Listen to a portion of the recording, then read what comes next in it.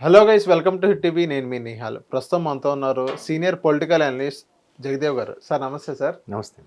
Sir, మొన్న ఏదైతే మోహన్ బాబు గారు ఒక జర్నలిస్ట్ని కొట్టారో, అది ఏదైతే ఆ సంఘటన మీరు చూసిన తర్వాత మీకేమనిపించింది? తప్పు ఇద్దరి వైపు ఉందా, లేకపోతే ఒక వైపే ఉందని మీరు భావిస్తున్నారా? ఇది కాంట్రవర్సీ అవుతుందేమో మాట్లాడితే, బట్ నా అభిప్రాయం అయితే చెప్పదలుచుకున్నాను. ఇప్పుడు గత ఆదివారం నుంచి ఇది రసాభాసగా మారుతుంది.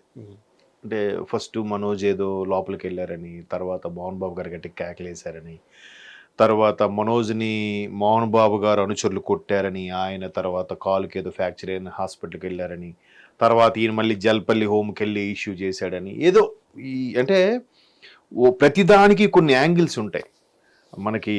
ఏదో ఇప్పుడు సినిమా దృక్పథమే చూడండి. ప్రేక్షకుడిగా ఇద్దరు అమ్మాయి అబ్బాయి మాట్లాడుకుంటుంటే ఒక్కొక్కలా అనుకుంటారు. లవర్స్ అని కొంతమంది, అన్నా చెల్లెలు గొడవ పడుతున్నారని కొంతమంది, లేదంటే పారిపోయి వచ్చారని కొంతమంది, రకరకాలుగా ఎవరి వెర్షన్ వాళ్ళది, వాళ్ళు మూకీగా మాట్లాడుతుంటే. అలాగే ఇక్కడ కూడా తండ్రి కొడుకుల మధ్యన ఏం జరుగుతుంది అనే ఉత్సుకతలో భాగంగా ప్రతి ఒక్కరు కూడా, అంటే సెలబ్రిటీస్ వాళ్ళు ఒప్పుకుంటాను, సెలబ్రిటీస్ అనేసరికి అందరూ ఒళ్ళంతా కళ్ళు చేసుకుని చూస్తారు.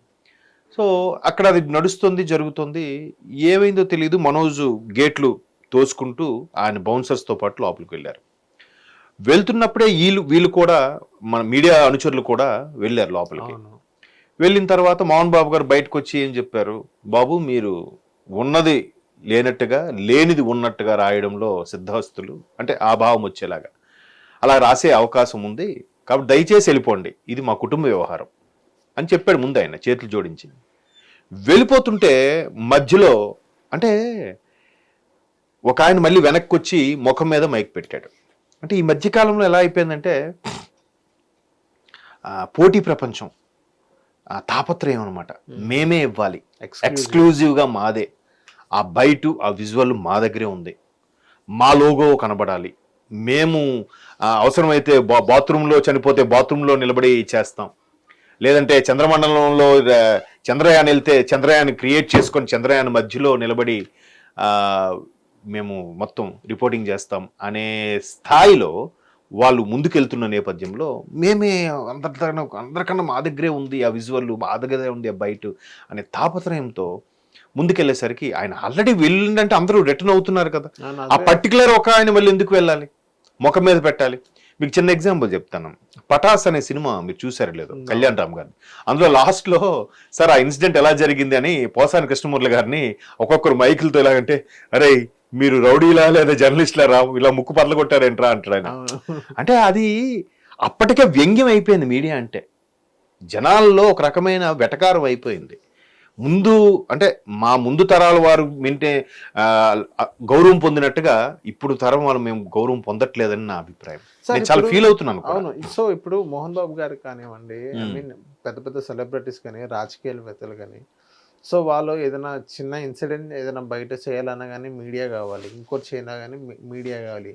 సో అదే వాళ్ళ పర్సనల్ ఇష్యూ ఏదైతే బయటకు వచ్చిందో, మనోజ్ గారు స్టేషన్కి వెళ్ళి ఏదైతే చేశారో వాళ్ళందరూ అక్కడ మీడియా ఉన్నారు. మనోజ్ గారు కూడా ఇక్కడ మీరు వద్దు వెళ్ళండి అని కూడా ఎప్పుడూ చెప్పలేదు మీడియాలో ఆ సిచ్యువేషన్లో. సో ఈవెన్ మోహన్ బాబు గారు చూసినట్లయితే నమస్కరిస్తూ బయటకు వచ్చారు. వచ్చిన తర్వాత ఏదైతే ఒక ఛానల్ వాళ్ళు మైక్ పట్టుకున్నారో అప్పుడు మాకేం తెలియదు అన్నట్టుగానే సైలెంట్గా ఉండాలి తప్ప, కాకపోతే చేయి చేసుకోవడం అనేది ఎంతవరకు సమంజసం అని ఇప్పుడు చాలా మంది అడుగుతారు. ప్రతిదానికి మీకు మీడియా అనేది ఒక వారధి, పబ్లిక్ మీకు వెళ్ళడానికి. అలాంటి వ్యక్తులు కొడితే మీకేమొస్తుంది అని కూడా క్వశ్చన్ చేయడం జరిగింది. దానికి ఏమంటారు సార్?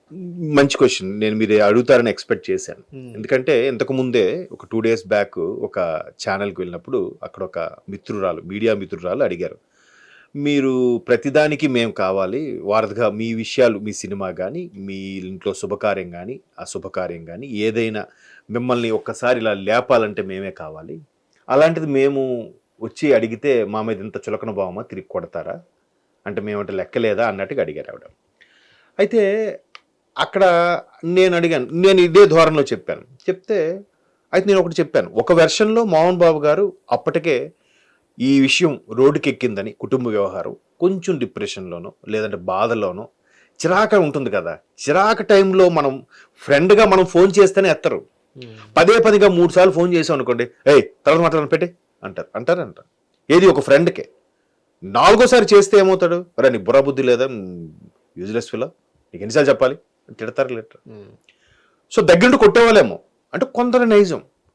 ఇక్కడ మోహన్ బాబు గారి నైజం ఏంటంటే, మనం గతంలో చాలా వివాదాల్లో చూసాం, చాలామందిని చేయి చేసుకున్నారని, కొన్ని అసభ్యమైన పదాలతో తిట్టారని. ఎందుకంటే మా ఎలక్షన్స్ అప్పుడు కూడా బెనర్జీ గారి మీద, యాక్టర్ బెనర్జీ గారి మీద ఏదో అసభ్య పదజాలం వాడారని ఆయన ఎమోషనల్ కూడా అయ్యాడు ప్రెస్ ముందు, మీడియా ముందు. సో అట్లాంటి సందర్భాలు ఉన్నాయి కాబట్టి ఈయనకి ఇలాంటివి సర్వసాధారణం, ఈయన ఎవరినైనా కొడతాడు, ఈయన ఎవరిని లెక్క చేయడు అనే ధోరణి ఒకటి ఉంది. మరొక వైపు అరే పిల్లలు ఇష్యూ మీద అనవసరంగా రోడ్డు ఎక్కామే, ఇప్పుడు దీన్ని పరిష్కరించేది ఎవరు, దీనివల్ల ఎంటైర్ ఫ్యామిలీ బదనాం అవుతుంది కదా అనే ఉద్దేశంలో రిక్వెస్ట్ చేసినా కూడా మళ్ళీ వెనక్కి రావడం ఒక వెర్షన్. రెండో వెర్షన్, మీడియా వెర్షన్ మాట్లాడితే మీరు అన్నట్టు కరెక్ట్.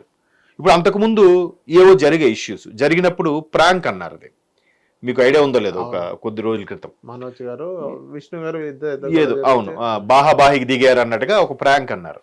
సో ఇప్పుడు మీడియా ప్రతినిధుల మీద, మీడియా అనుచరుల మీద ఆ బాధ్యత ఉంది.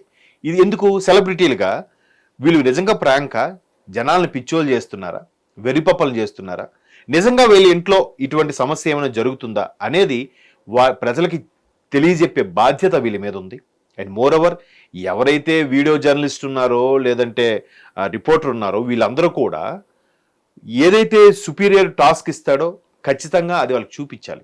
నువ్వు ఎట్లాగైనా విజువల్ తేవాలి, బయట తేవాలి, ఏం జరుగుతుంది అసలు, ఎందుకు ఇంత రసాభాసగా మారుతుంది, వీళ్ళు ఎందుకు కమిషనర్ కంప్లైంట్ ఇచ్చారు, వాళ్ళు వచ్చి వీళ్ళు మళ్ళీ కంప్లైంట్ ఇవ్వడం ఏంటి, అక్కడ పోలీసులు మోహరించడం ఏంటి, ఎవరు వ్యక్తిగత బౌన్సులు వాళ్ళు ఎక్కువ మంది రావడం ఏంటి, ఒకేసారి గేట్లు బదలగొట్టుకొని లోపలికి వెళ్ళడం ఏంటి, వీటన్నిటి మీద ప్రశ్నలకు జవాబు కావాలంటే మీరు సరైన విజువల్ తీసుకురావాలని అవుట్పుట్ ఎడిటరో లేదంటే ఇన్పుట్ ఎడిటరో లేదా రిపోర్ట్ సీనియర్ ఎవరో ఒక యజమాని ఎవరో ఒకరు ప్రెజర్ ఉంటుంది కదా.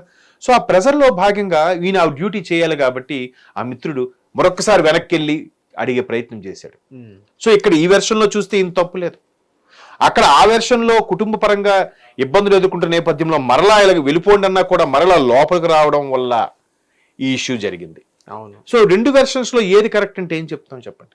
ఇద్దరిది తప్పని చెప్తాను. ఇద్దరిది తప్పని చెప్పాలి. ఎగ్జాక్ట్లీ. సో కానీ ఇక్కడ కేసు నమోదైంది కేవలం మోహన్ బాబు గారి మీదే అంటే వీళ్ళు తప్పు లేదన్నట్టేగా. ఇప్పుడు మీరు నేను మీడియా ప్రతినిధులుగా ఉన్నప్పటికీ, మీడియా స్ట్రీమ్లో ఉన్నప్పటికీ మీరు ఇద్దరిది తప్పని జెన్యున్గా, ఓపెన్గా, ఫ్రాంక్గా చెప్పారు. ఇలా ఎంతమంది చెప్తారు, ఎంతమంది చెప్పగలరు, ఎంతమంది ఒప్పుకోగలరు? అవును, ఒప్పుకోలేరు. ఇప్పుడు ఆల్రెడీ ఆయన మీద కేసు నమోదైంది, మీడియా మిత్రుడిని కొట్టినందుకు ఆయనకి ఆల్రెడీ చాలా సీరియస్ అయింది, సర్జరీ కూడా చేసే పరిస్థితికి వచ్చిందని.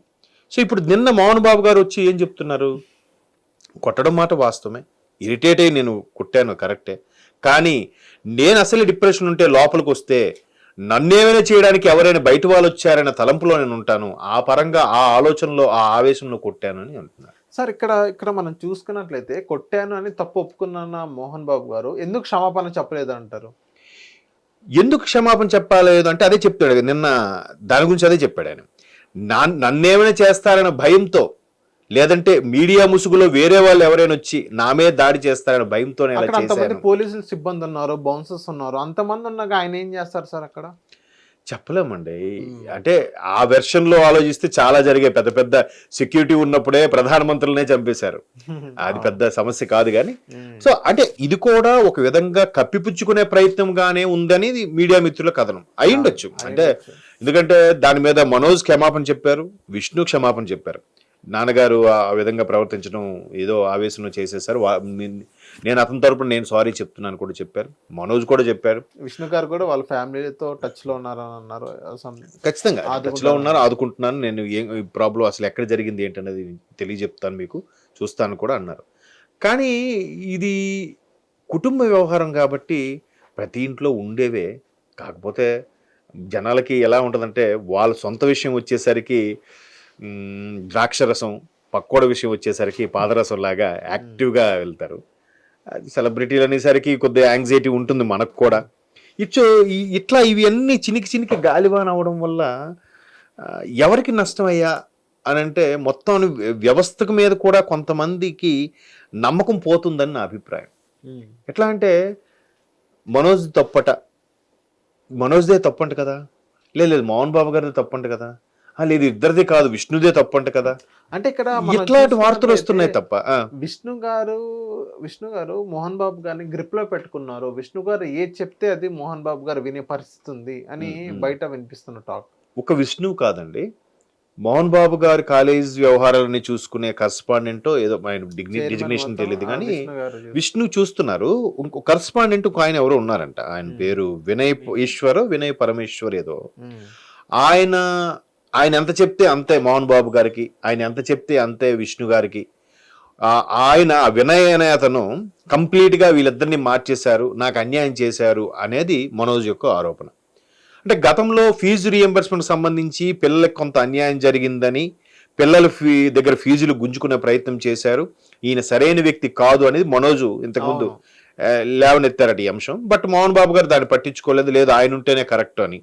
మనోజ్ గారు పిల్లల వైపు ఉండి మాట్లాడారని ఒక వెర్షన్. మరోవైపు మనోజు బాధ్యతగా లేరు, చాలా సందర్భాల్లో అసభ్యంగా ప్రవర్తించారు కాలేజీ కాంపౌండ్లో అనేది కొంతమంది అభిప్రాయం. ఎవరి అభిప్రాయం కరెక్టా, దానికి సంబంధించిన ఏవైనా విజువల్స్ ఫుటేజ్ ఉందా అని మనకు తెలియదు. బట్ అందుకే మనోజ్ కూడా ఎప్పుడు కాలేజీ వ్యవహారాల్లో కానీ అదే ఈ డీమ్డ్ యూనివర్సిటీ వ్యవహారాల్లో కానీ ఎప్పుడు జోక్యం చేసుకోలేదు. జస్ట్ ట్రాన్స్పరెంట్గా జస్ట్ దాన్ని ఏమంటారు తామరాకమైన నీటి బొట్ల ఉండేవారు తప్ప పెద్దగా ఇన్వాల్వ్ అయ్యేవారు కాదు. బట్ మోహన్ బాబు గారు ఈ ఎడ్యుకేషన్ ఇన్స్టిట్యూషన్ కానీ లేదా బిజినెస్ అన్నీ కూడా విష్ణు గారే ఎక్కువగా చూసుకుంటారు, ఆయనే డెవలప్ చేశారంట కూడా. ఎందుకంటే విష్ణు గారికి పబ్లిక్ రిలేషన్స్ బాగుంటాయి అందరితో, ఇండస్ట్రీలో ఉండే చాలా మంది వ్యక్తులతో, బయట ప్రపంచం వాళ్ళతో, స్పోర్ట్స్ పర్సన్స్తో, లేదంటే బిజినెస్ మ్యాన్స్తో అందరితో కూడా మంచి కాంటాక్ట్స్ ఉంటాయి.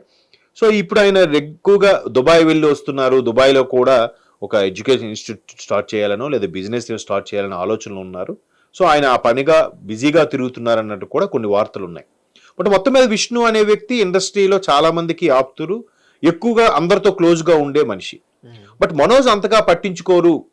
సో పట్టించుకోకపోవడం వల్ల సేమ్ ఏదైతే రిలయన్స్ ఇండస్ట్రీస్లో ముసలం స్టార్ట్ అయిందో ముఖేష్ అంబానీకి, అనిల్ అంతగా పట్టించుకోకపోవడం వల్ల ముఖేష్ అనే వ్యక్తి బిజినెస్ డెవలప్ చేశారు కాబట్టి ముఖేష్కే ఎక్కువ ప్రాధాన్యత ఇవ్వబడింది. అక్కడ ఆ స్టోరీ వేర్లేండి. సో అలాగే ఎక్కడ వచ్చింది అనేది అభిప్రాయం. హిట్ టీవీ యాప్ ని డౌన్లోడ్ చేసుకోండి. ఇందులో short news, live news, entertainment movies అన్ని అవైలబుల్ గా ఉన్నాయి. Please download hit TV app. Hit TV app ని ఫ్రీగా డౌన్లోడ్ చేసుకోండి.